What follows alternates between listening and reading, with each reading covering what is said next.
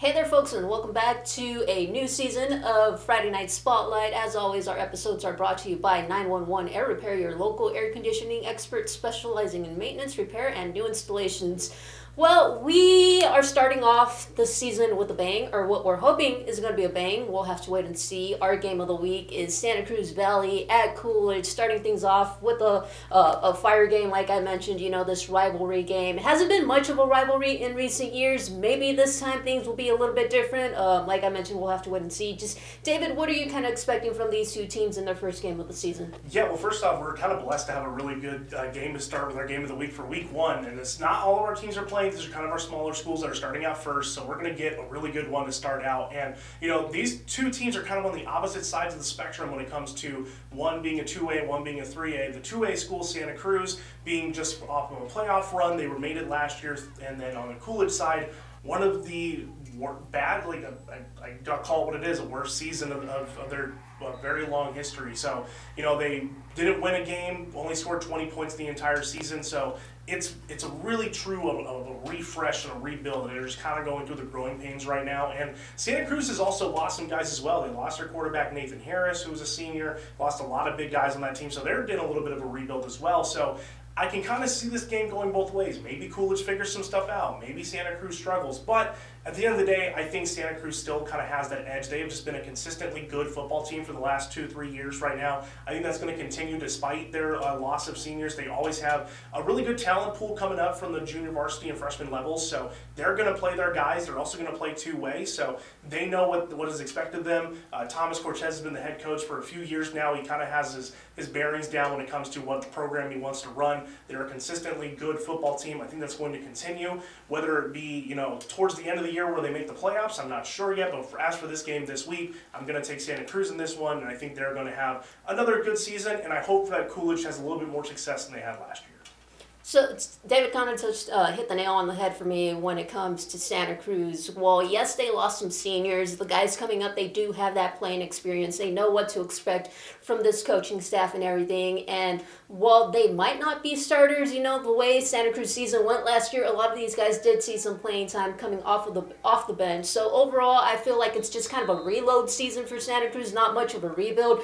Coolidge, on the other hand, like David mentioned, they struggled. However, I do see them doing better this year, and simply a big reason for that is their offensive coordinator this time is Daniel Ramirez. We know Coach Ramirez for many, many years. He started off at Heritage Academy in Maricopa, did a fantastic job with that CAA team and leading them to a state championship, and the past couple of years he was at Vista Grande, and we know what a turnaround that Vista Grande program had with Coach Roberts, him, and just all these other coaches and those players. So I expect big things from this Coolidge team, much improved, but I still believe it's going to take a little time to get where they want to be and just go back to those years when Coach Carlo Hernandez was first at the helm and all those championships that came for the Bears.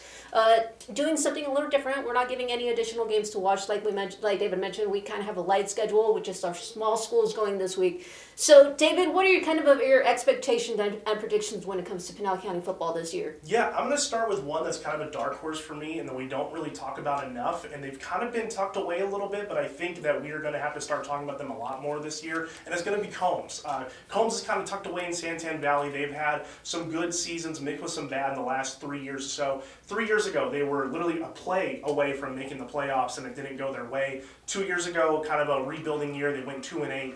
Last year, 6-4 made the playoffs. I think this year they're going to have a deeper run. They have some guys that are finally getting that playing time. They're getting more consistent. Levi Hoagland is still there. He's been a really good coach ever since he took over the reins a few years ago. A Cannon Hale is their quarterback right now. He is a really solid piece, coming off of a little bit of a legacy there with his older brother Tanner. I think Cannon is another great quarterback from there. They're going to, let him run. They're going to let him use his legs as well as his arm. They lost some skill players outside of that with their wide receiver core and their running backs, but those can be easily replaced. If you find good athletes, they're going to find a way to get on the field. So I think Combs is going to be a team that we need to look at very closely, that they could be a team to look out for. Plus, it's kind of a new range of what to expect for this year because there's a lot of change that happened with Pinal County football in this last offseason.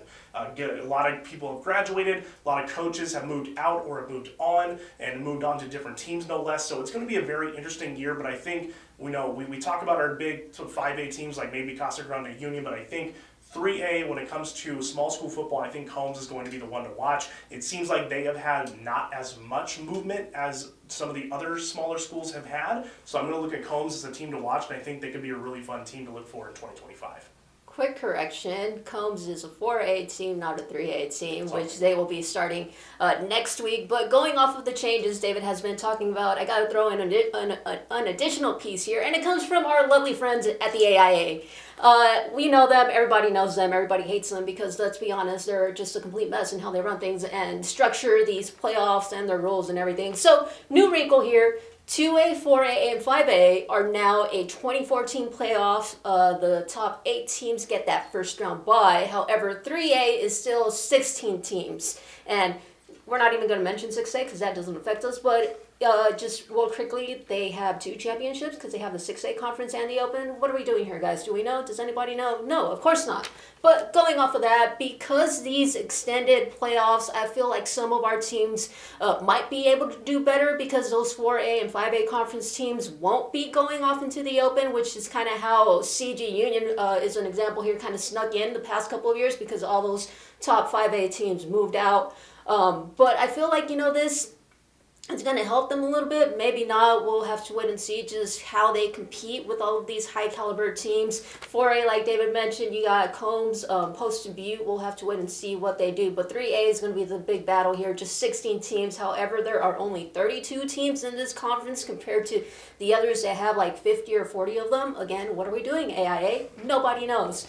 But I feel like that 3A conference is going to be one to watch.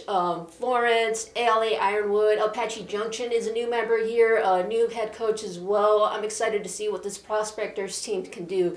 Just overall, I feel like we're just going to have to buckle in and enjoy this ride, whatever it may be, wherever we may end up. David, anything else you want to add? The big thing for the offseason was just a lot of change, like we just mentioned. There's going to be a lot of new things that we're going to have to look at and a lot of new wrinkles, like you mentioned, that we're going to have to kind of navigate as we go along here. Teams moving up or down conferences, coaches moving. It's going to be a lot of good storylines for this season. 2025 could be a really interesting year for Pinal County football, and I'm really excited to see what happens.